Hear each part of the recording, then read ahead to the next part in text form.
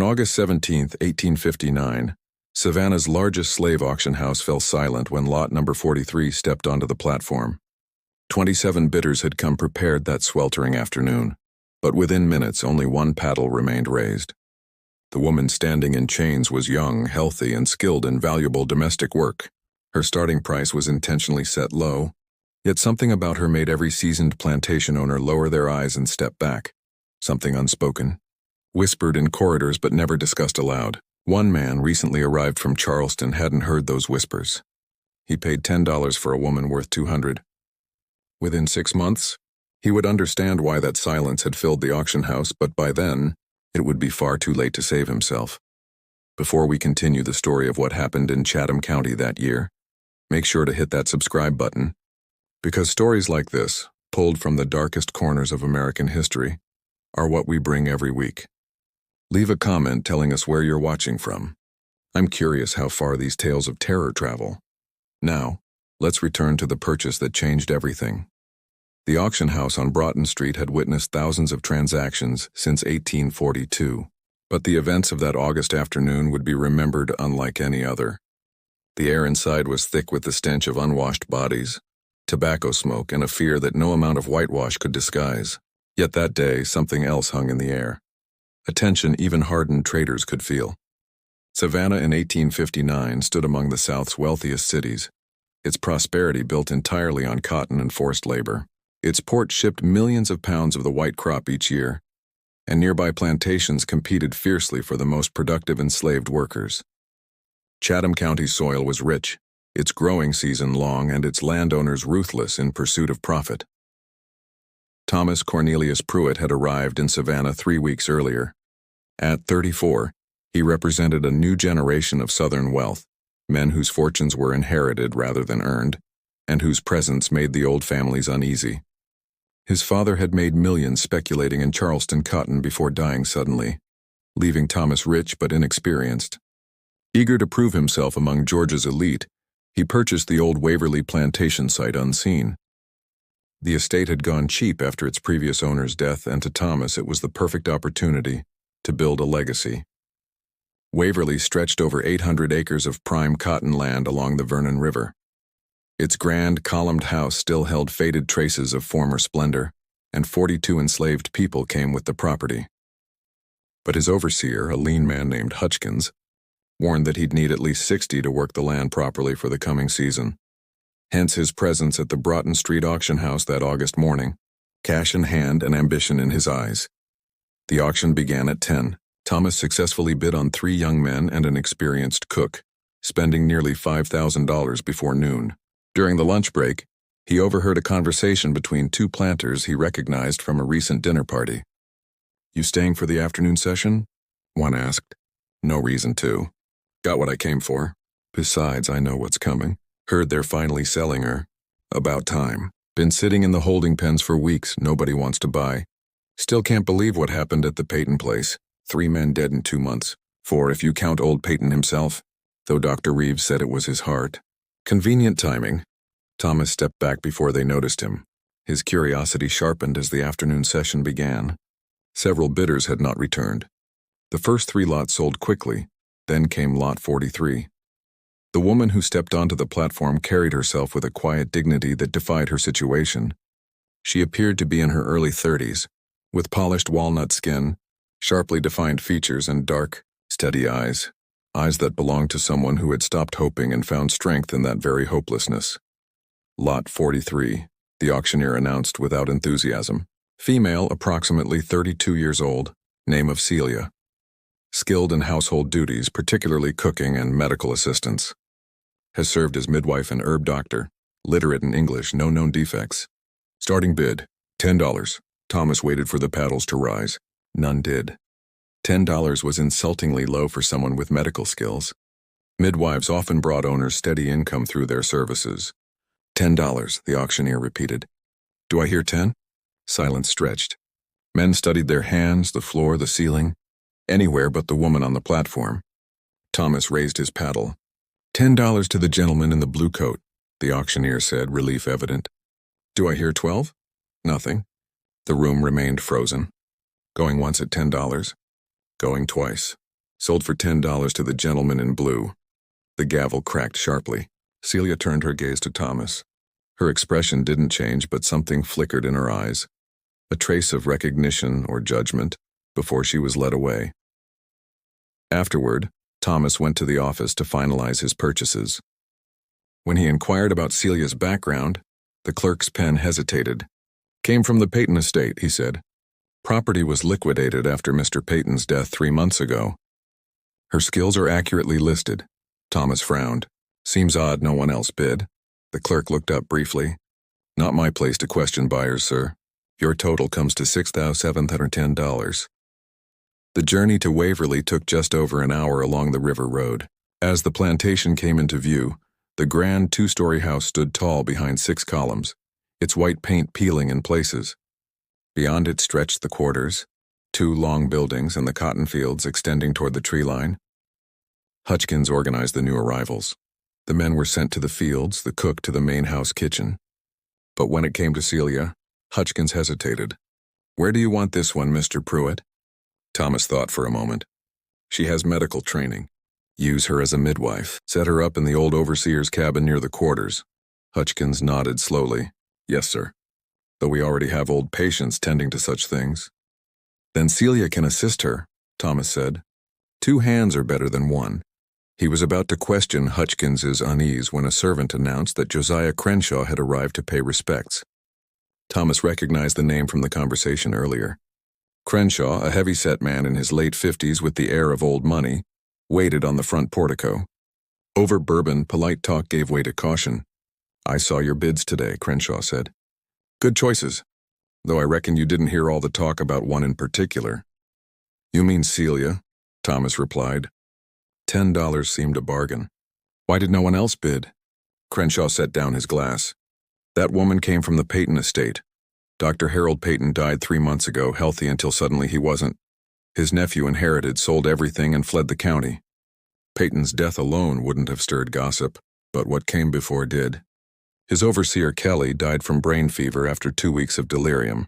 Before that, Peyton's driver, Marcus, was found dead in the stables, supposedly kicked by a horse, though Marcus knew horses better than anyone. Before that, Peyton's physician, Dr. Simon Vance, succumbed to influenza. 4 men dead in 2 months, all tied to that household, and the only common thread was that woman. She prepared medicines, tonics, teas. She had access to every room, every sickbed. Thomas frowned. You're implying she had something to do with it. Crenshaw leaned forward. 6 months ago, Celia's daughter took ill, pneumonia, they said. Dr. Vance treated her. The girl died 3 days later. Celia accused him of being drunk, said he'd killed her child through negligence. She made a scene. Peyton had her whipped and confined. 2 weeks later, Vance was dead. Then Marcus. Then Kelly, then Peyton. Coincidence, maybe. But that woman knows her herbs, what heals and what kills. And she's got nothing left to lose. I came as a courtesy, Mr. Pruitt, Crenshaw said evenly. What you do with that information is your affair. But if I were you, I'd sell that woman quickly, or put her to field work where she can't get near anyone's food or drink. That evening, Thomas went to the overseer's cabin where Celia had been placed.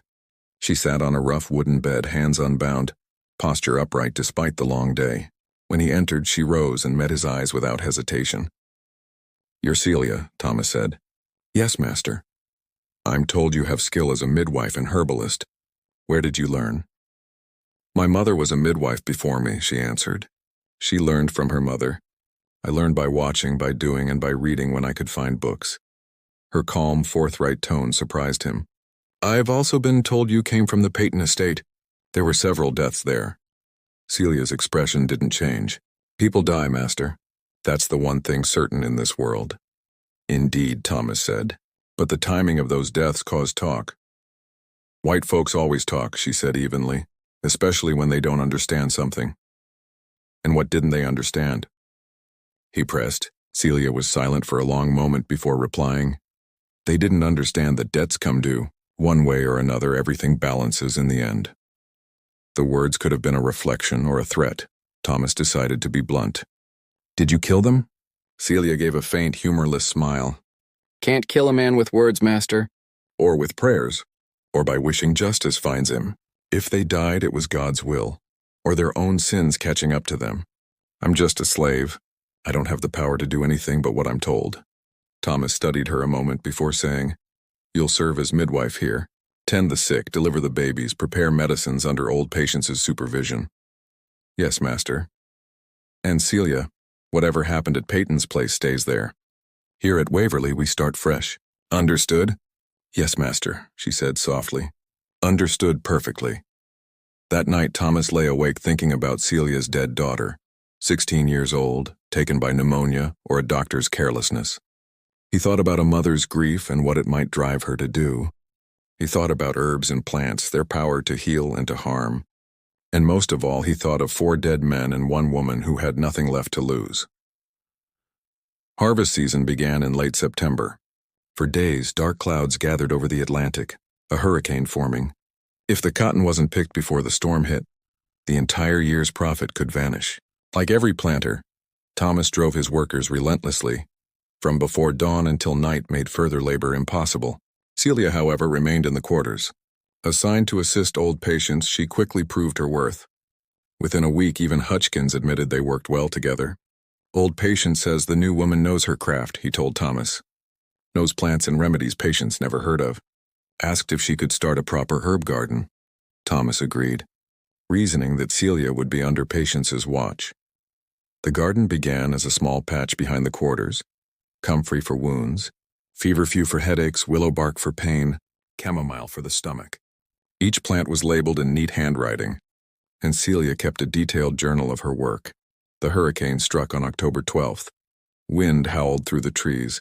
Rain fell in sheets, and for 18 hours the plantation endured the storm's fury. When it finally passed, 1/5 of the cotton was ruined and part of the quarter's roof was gone. 2 days later, illness appeared. It began with the children. Fever, chills, violent coughing, then spread to adults. Within a week, 23 people were sick, including several house servants and Hutchkins's wife. Thomas sent for a doctor from Savannah. The young physician arrived, clearly overwhelmed, and prescribed rest, fluids, and calomel.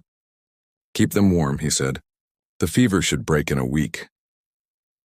After he left, Thomas found Celia moving briskly among the sick, old patients following her.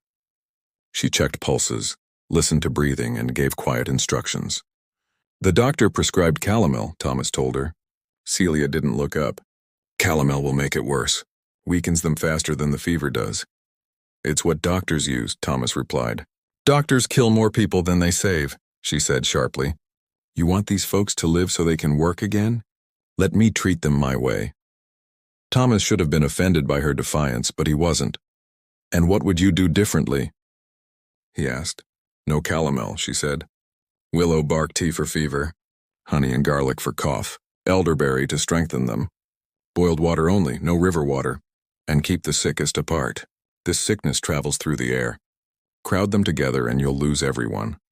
It went against the accepted belief that disease came from bad air, not person-to-person contact. Yet Thomas had noticed illnesses did seem to spread among those who shared close quarters. Do it your way, he said finally. But if they start dying, the blame is yours. Celia met his gaze steadily.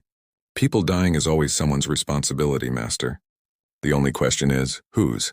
She organized the patients into groups by severity, preparing teas and tonics with meticulous care. Within 3 days, fevers began to break. Within a week, all but 2 had recovered, both elderly and frail.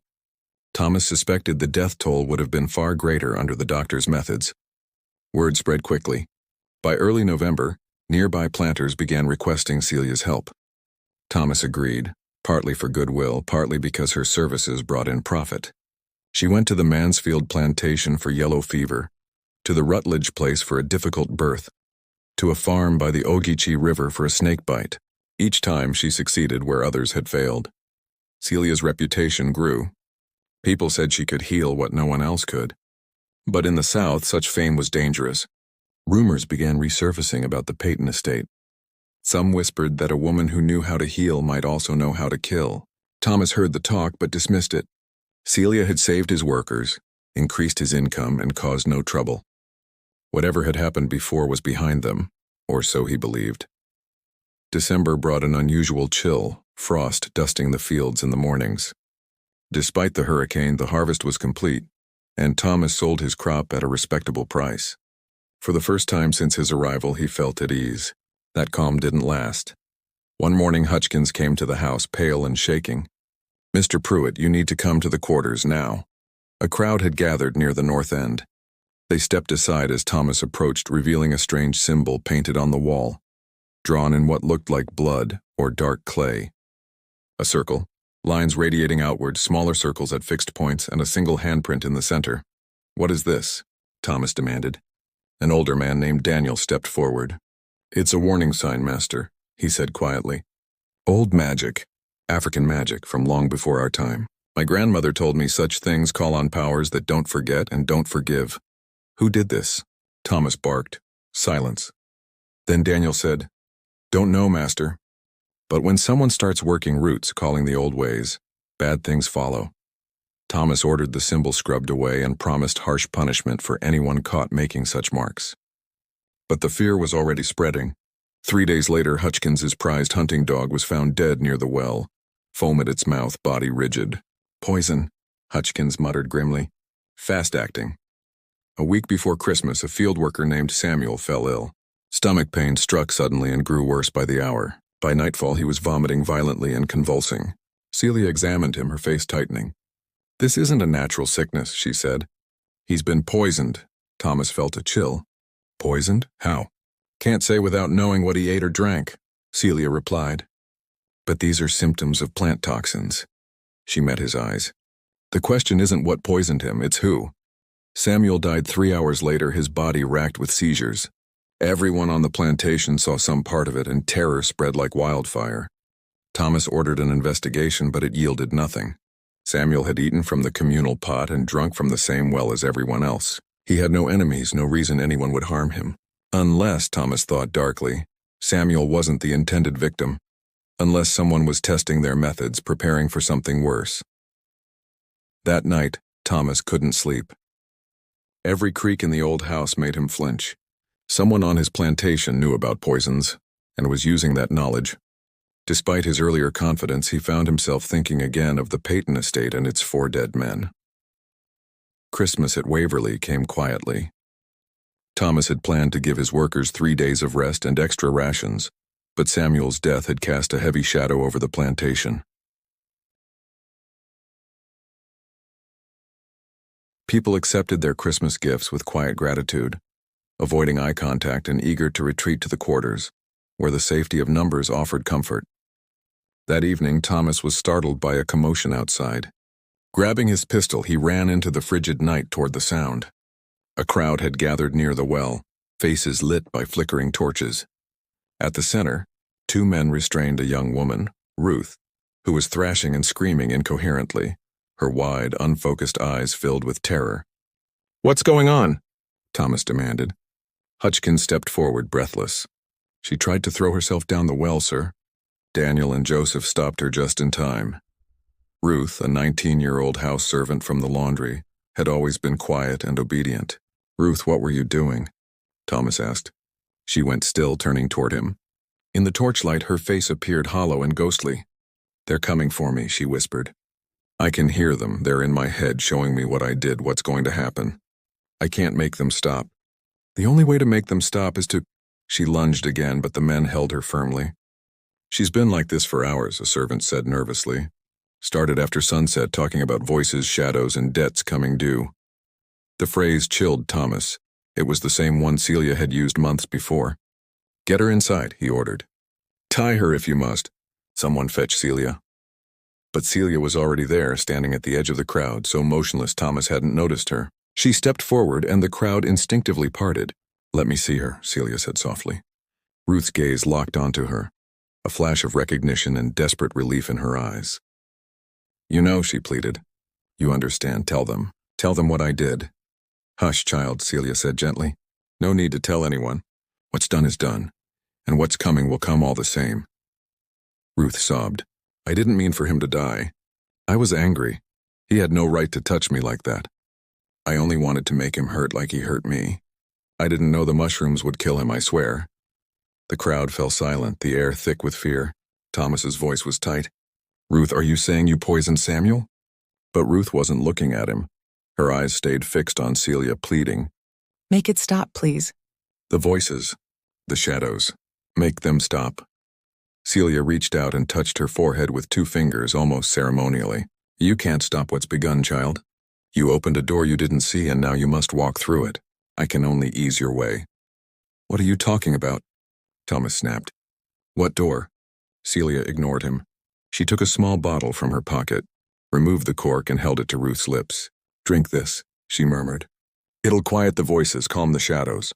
You'll sleep, and when you wake, there will be peace. Ruth drank without hesitation. Within minutes, her body relaxed, her breathing slowed, and she drifted into sleep.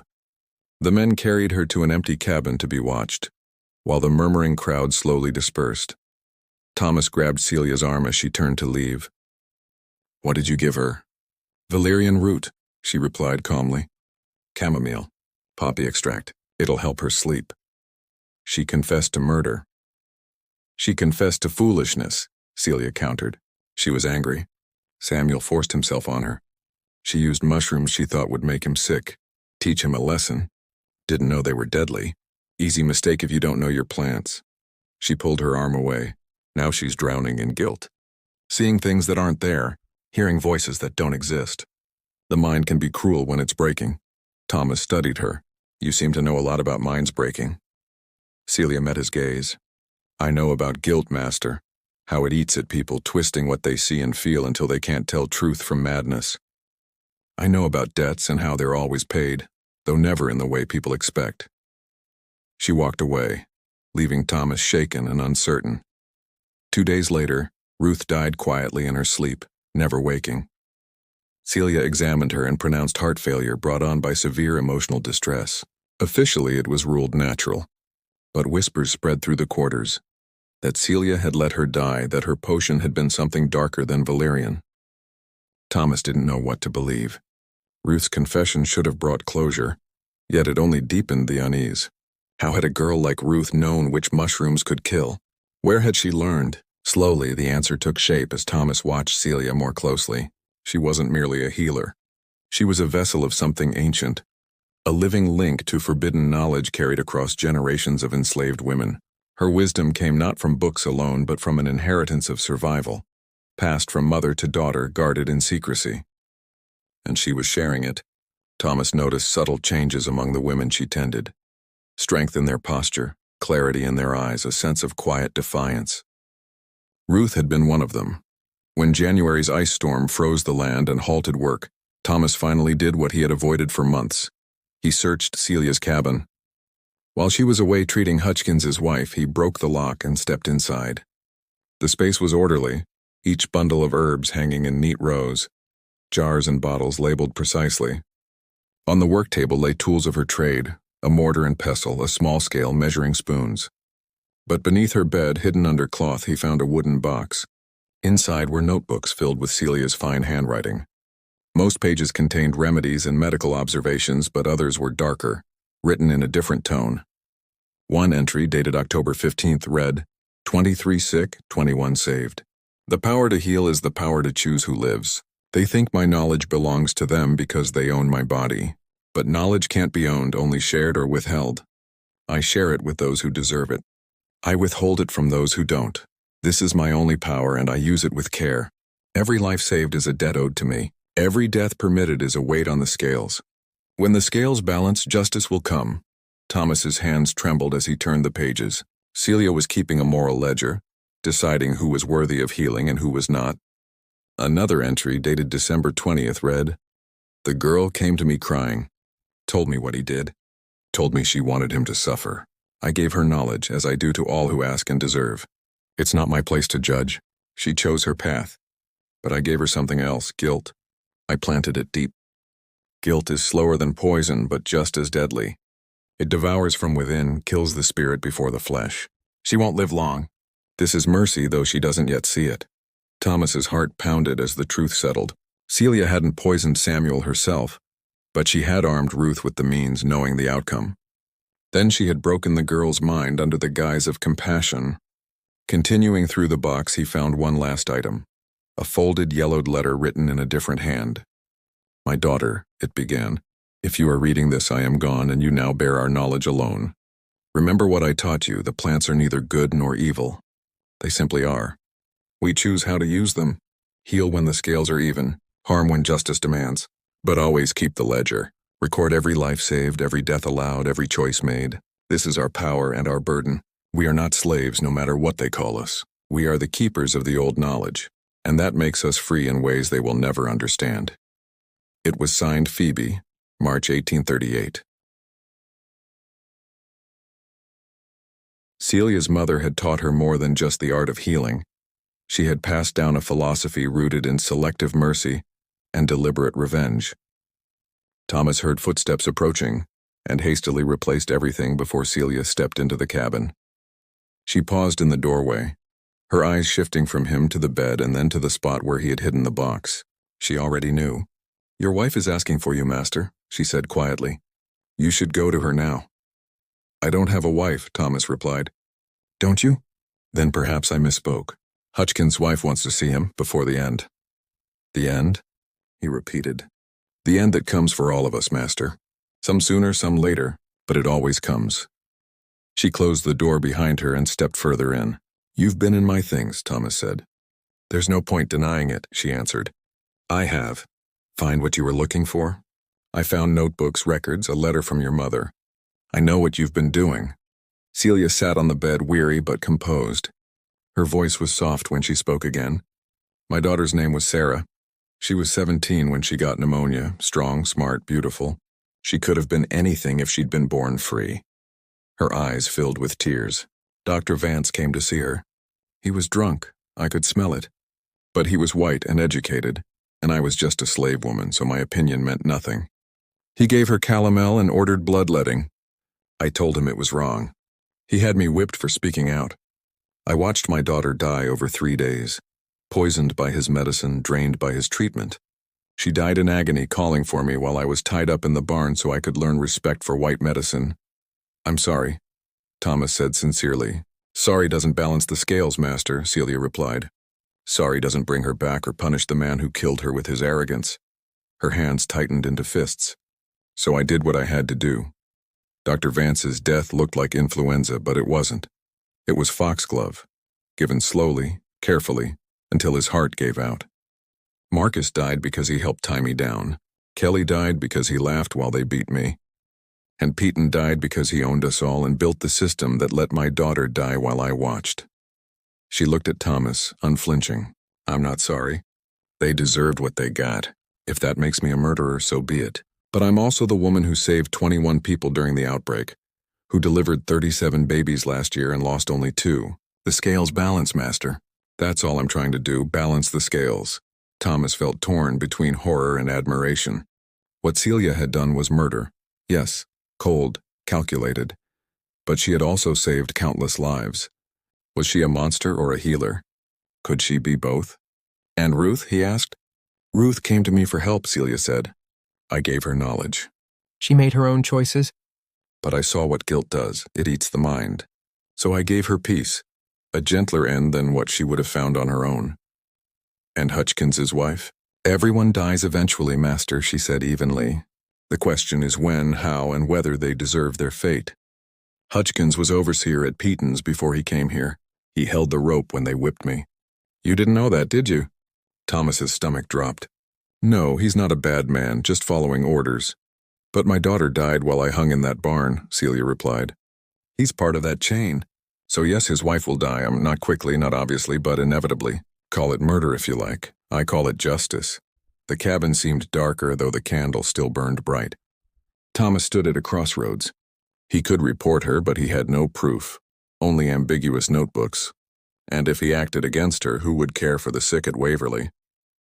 "What happens now?" he asked. "That depends on you," Celia said. "You can try to stop me, but you'll fail. Too many depend on me. Or you can look the other way. Let the scales balance themselves and benefit from it. Your workers will be healthier. Your profits higher. All it costs is your conscience and the lives of a few men who probably deserve what they get." "And if one of those men is me?" Thomas asked. "Have you harmed someone who didn't deserve it?" she asked. "Because if you haven't, you have nothing to fear. I don't punish the innocent. I only balance the scales." He thought about it. his treatment of the enslaved people, his participation in a system built on bondage. Even if he'd been humane, wasn't he still guilty? The Waverly Plantation came to you from the previous owner, Celia said softly. Did you ever wonder how he died? Natural causes, Thomas said. He did, heart failure from hard living. I had nothing to do with it. I wasn't here yet. But when Peaton's estate was sold, I knew where I'd end up. Word travels among slaves faster than among masters. I knew you were young, ambitious, that you'd need a skilled healer. So I made sure no one else would bid on me. I spread stories that I was cursed, dangerous. I made myself cheap enough that you would buy me. That way I could heal, teach, and yes, deliver justice when white courts would not. You manipulated me from the start, Thomas said. I used the tools I had, Celia replied. You used chains and bills of sale? We each have our weapons, Master. Mine are just less visible. Thomas trembled, unsure whether from rage or fear. I could sell you. Send you south. You could try, Celia said. But who would buy me now? Everyone has heard the stories. And if you did, who would heal your people? Who would deliver the babies? How many would die before you found someone half as skilled? She smiled coldly. I've made myself necessary. That's real power, and not the power to kill, but to save. People forgive anything from someone who can save lives. The truth hit Thomas hard. Celia had made herself indispensable, untouchable. She couldn't be sold or punished. Too many relied on her. What do you want from me? He asked. Nothing you're not already giving, she said. Freedom to practice my healing, access to herbs, and respect for my knowledge. And one more thing. Look away when the scales need balancing. Don't ask questions you don't want answers to. Don't investigate too closely. Let nature take its course, even when it has a helping hand. You're asking me to be complicit in murder, he said. I'm asking you to be complicit in justice, she answered. There's a difference. Think about it. How many slaves die each year from cruelty? How many masters are ever punished? The law protects you, not us, so we create our own justice. Thomas had no words. His moral foundation was crumbling. He was a kind master in an unkind system, but still part of it. Get out, he said quietly. Celia nodded and moved to leave. Before closing the door, she said, Hutchins's wife will die within a week. After that, he'll change, drink more, work less. His guilt will destroy him. You'll need a new overseer. Promote Daniel. He's fair, respected. How can you know that? Thomas asked. I've seen it before. Grief and guilt follow patterns. Hutchins knows what he's done. His wife's death will make him face it, and he won't survive it. She left, shutting the door softly behind her. Thomas remained alone amid jars of herbs and tinctures, feeling he had brushed against something ancient and dangerous, something beyond his understanding. That conversation in early January marked a turning point. He never reported Celia, never tried to sell or restrain her again.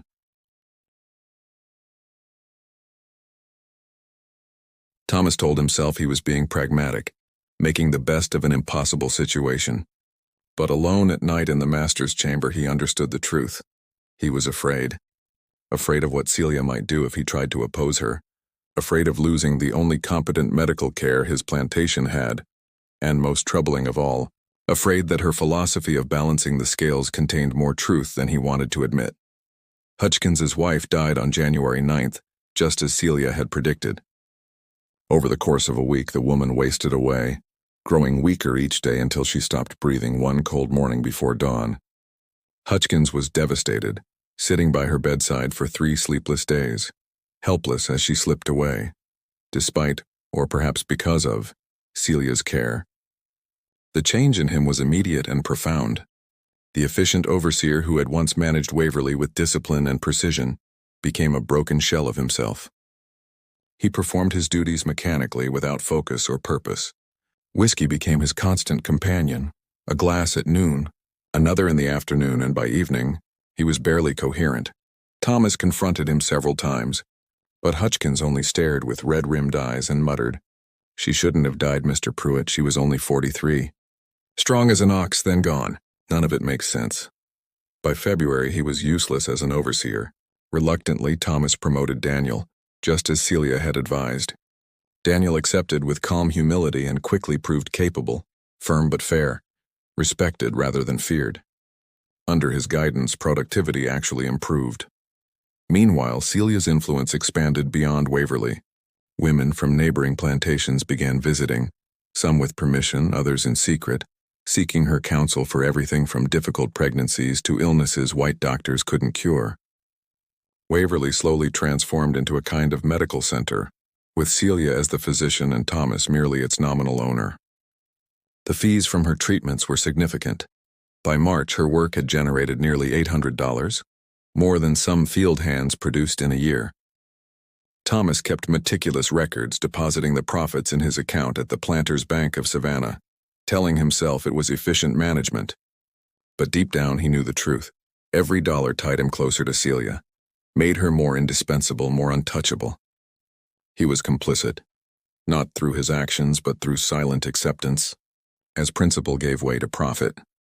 Then, in late March, something happened that forced him to confront how deeply he had fallen under her influence. A well-dressed man on an expensive horse arrived one afternoon.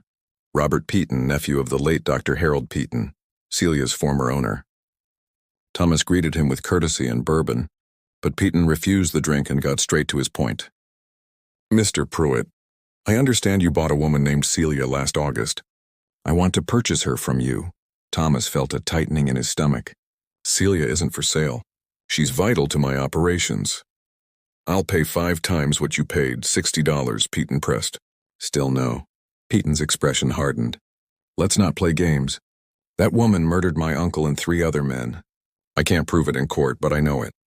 She's dangerous. Keeping her here puts everyone at risk." "Those are serious accusations without evidence," Thomas replied evenly. "Evidence?" Peaton gave a sharp laugh.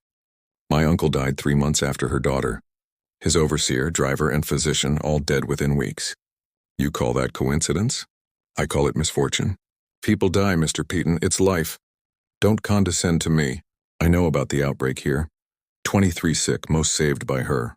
I know about the poisoned field hand, the girl Ruth who tried to throw herself down a well, and Hutchkin's wife who died last month.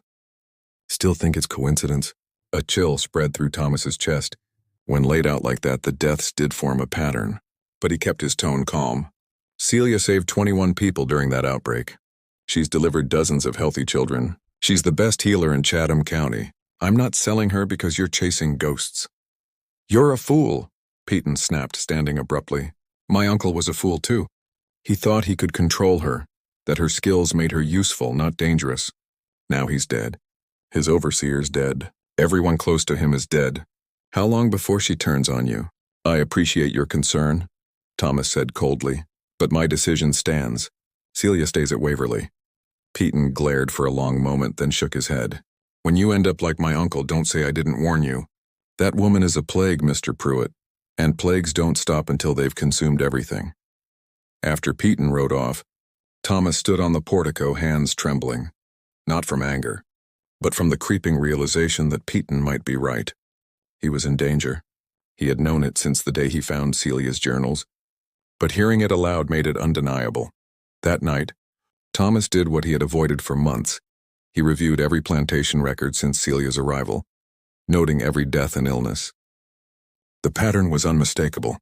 Samuel, poisoned in December after being treated by Celia. Ruth, driven mad and dead after confessing to Samuel's murder, with Celia nearby. Hutchkin's wife, slowly wasting away under Celia's care. Others too. An elderly field hand who'd died in perfect health. A house servant who'd fallen down the stairs after complaining about Celia. 5 deaths in 6 months, possibly more. And yet balanced against them were 21 lives saved, 37 safe deliveries, and countless recoveries.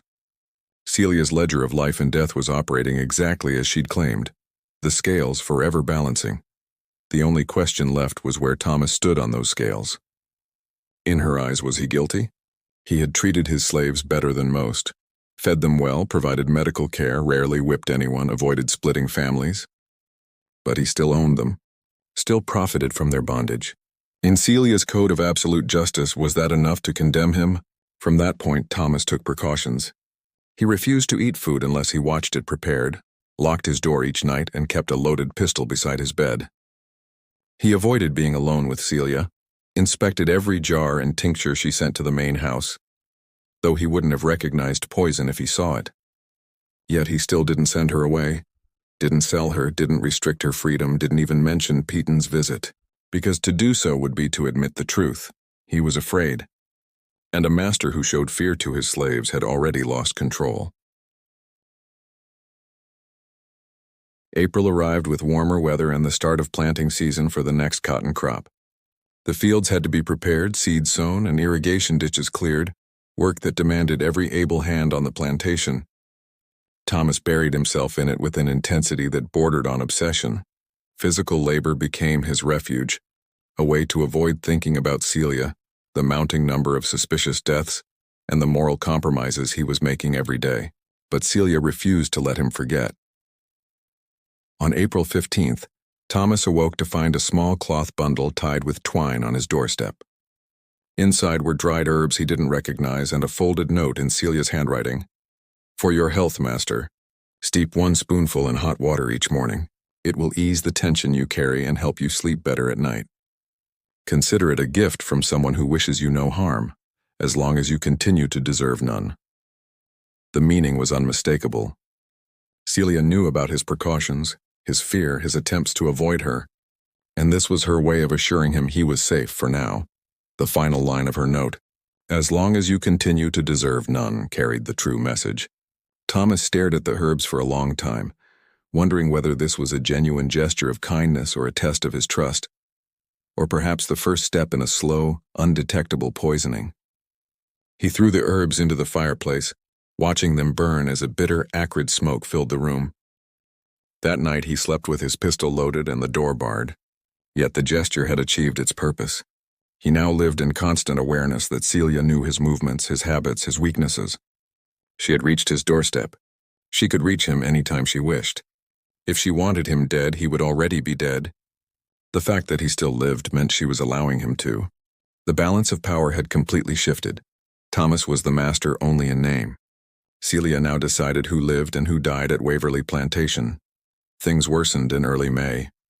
Hutchkins, who had been drinking himself into ruin since his wife's death, finally succeeded. Thomas found him lifeless in the old overseer's cabin, the same cabin Celia once occupied, with an empty bottle of laudanum on the table beside him. The death was ruled a suicide, grief and liquor eroding what little will to live he had left. But something about it troubled Thomas.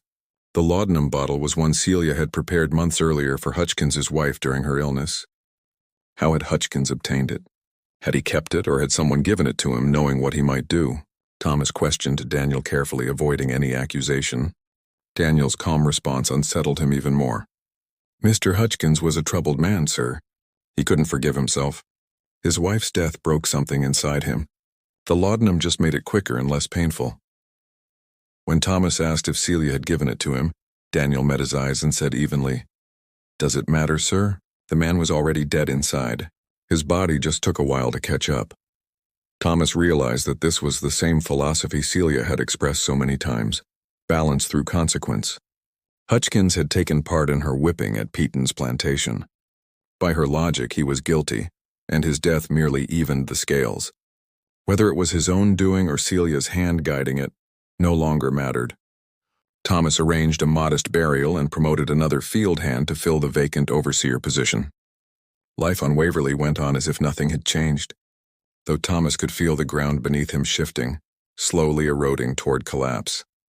In mid-May, Josiah Crenshaw arrived unexpectedly, the same man who had warned Thomas about Celia nearly a year before. He looked older, worn down by worry. Sitting together on the portico, neither man touched his drink. "I owe you an apology," Crenshaw said quietly. "I should have been more forceful last year. Should have made you understand what that woman truly is." "I understand now," Thomas replied. Crenshaw's expression tightened.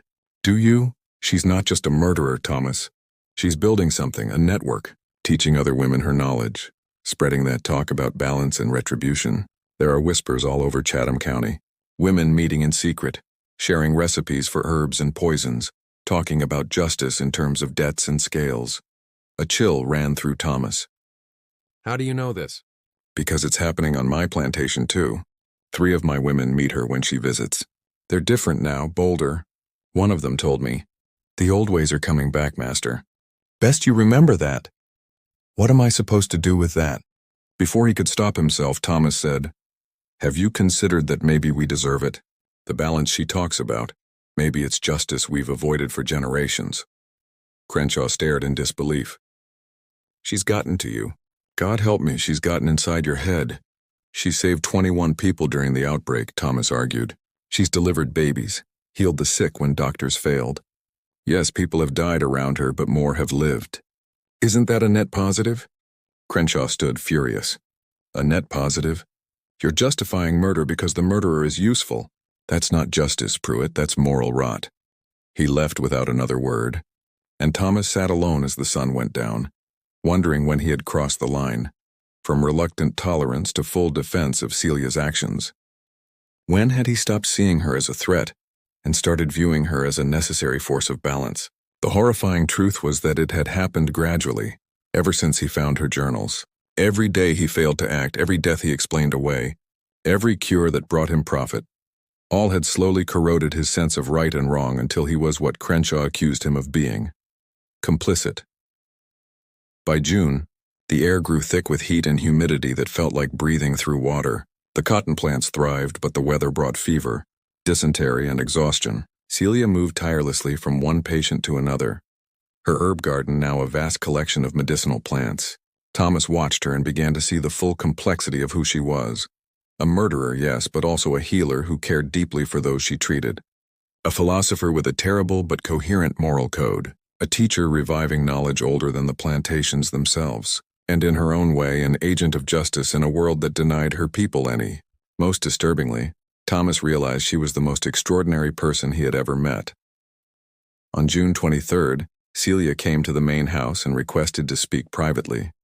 It was the first time she had done so since their confrontation months ago.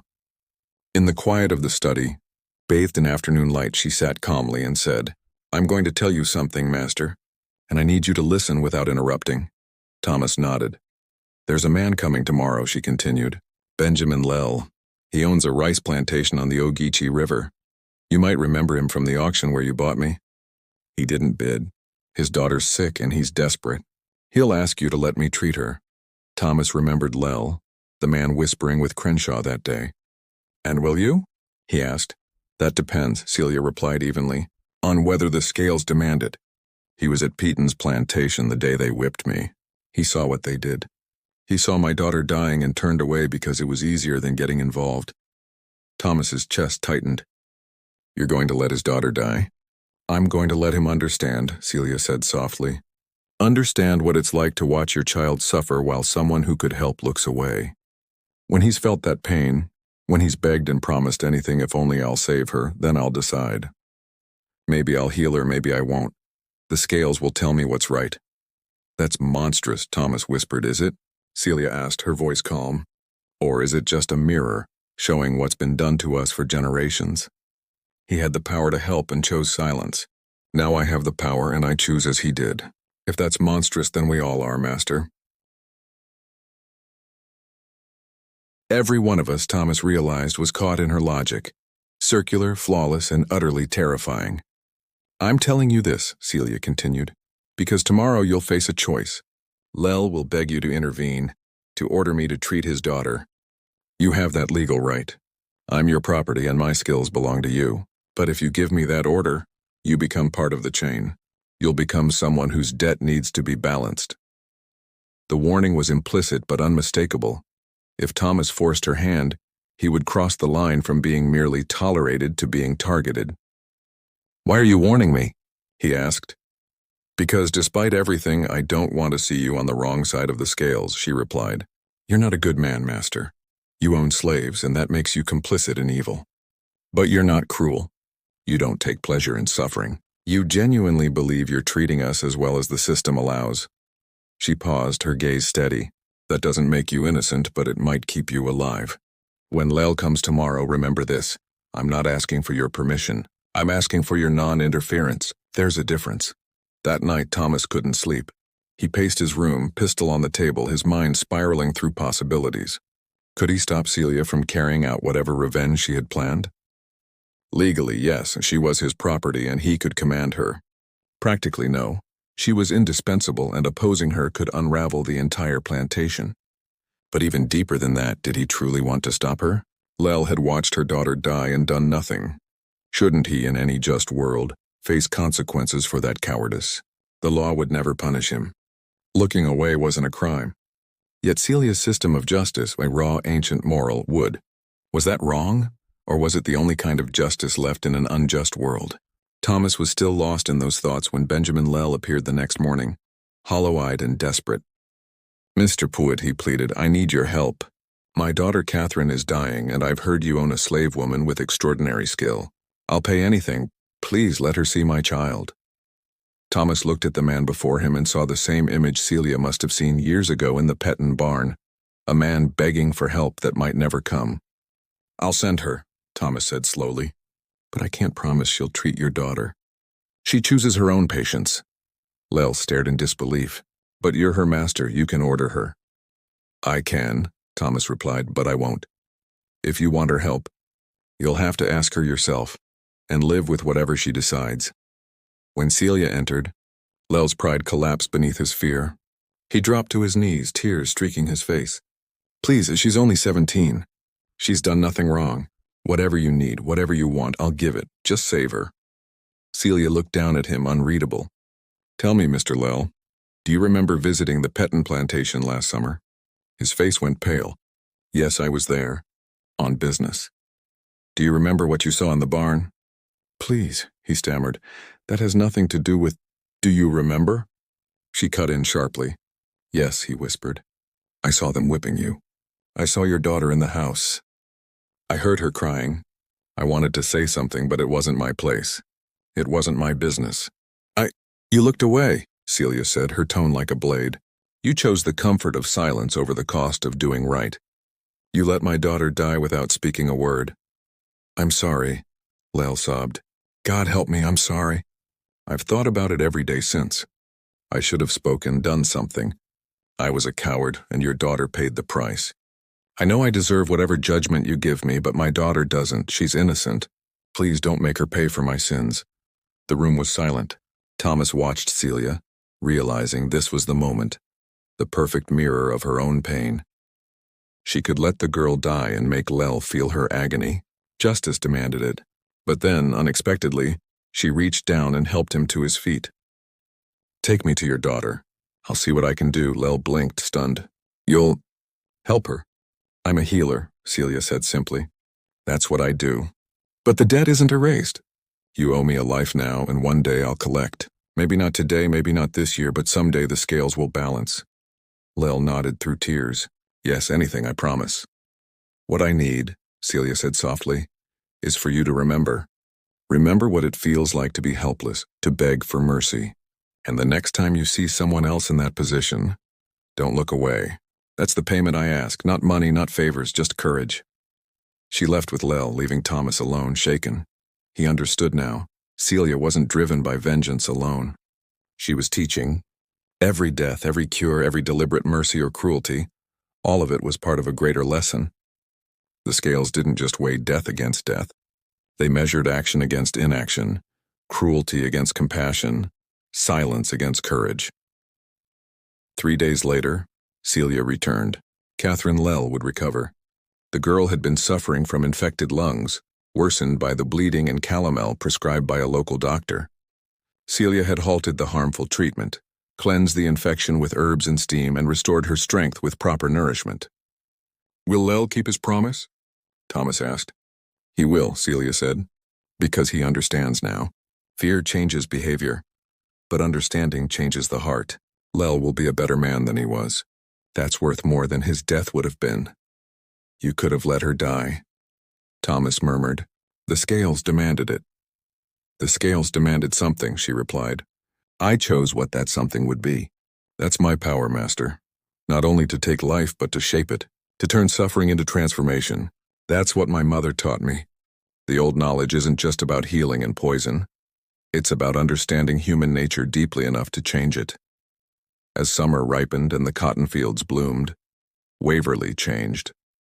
Thomas saw it in the enslaved workers, the quiet pride, the dignity. He saw it in the white planters whose respect for Celia bordered on fear. And he saw it in himself. He no longer thought of himself as a master. only as the legal owner of people he could no longer control. The Civil War was coming. Everyone could sense it. The old world was breaking. Yet Thomas felt strangely calm. Through Celia he had glimpsed another kind of order, one founded on knowledge, skill, and moral power, not ownership and force. When slavery ended, and it would end, people like her would endure, because their strength came from what they knew, not what they owned. As the cotton ripened in early September, Thomas summoned Celia to his study. "I've decided to manumit you," he said quietly, without preamble. "I'm going to file the paperwork granting you your freedom," Thomas said. Celia's expression remained calm and unreadable. "Why?" she asked. "Because you're already free," he replied. "You have been since the day I bought you, maybe even before that. The paperwork will simply make it official." "And what do you expect in return?" she asked. "Nothing," Thomas answered. "Stay at Waverly if you wish or leave. Do whatever you choose. I'm not attaching any conditions." Celia's eyes narrowed slightly. "There are always conditions, Master." "Not this time," he said quietly. "Think of it as my attempt to balance my own scales. I took part in an evil system, profited from it, and failed to oppose it when I should have. I can't erase that, but I can at least free one person who never should have been enslaved." Celia studied him in silence for a long time. Then slowly, a genuine warmth touched her smile. "You've learned something, Master," she said. "Not everything I tried to teach you, but enough. Enough to survive what's coming." "And what is coming?" he asked. "War," she said. "Revolution. The end of everything you've ever known. But you'll survive because you finally understand that power isn't about ownership. It's about knowledge, skill, and the bonds you build with those who have reason to keep you alive rather than wish you dead." She rose from her seat. "I'll stay at Waverly for now. These people need me and I'm not finished teaching yet.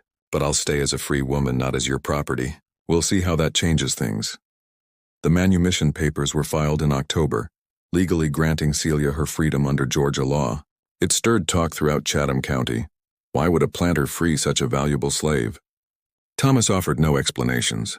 Celia continued her work, training women in the healing arts, expanding her network of knowledge keepers, preparing for the day when the old order would collapse and new systems would have to rise in its place. Thomas kept running Waverly. Though his understanding of his role had shifted entirely, he no longer saw himself as master, only as the legal caretaker of a property that functioned with the cooperation of those who actually made it run. And he knew that once that cooperation ended, as it surely would when slavery fell, his authority would vanish like morning mist. The final entry in Thomas Pewett's diary, dated December 31st, 1859, read, "I bought Celia for $12 and thought I had struck a bargain.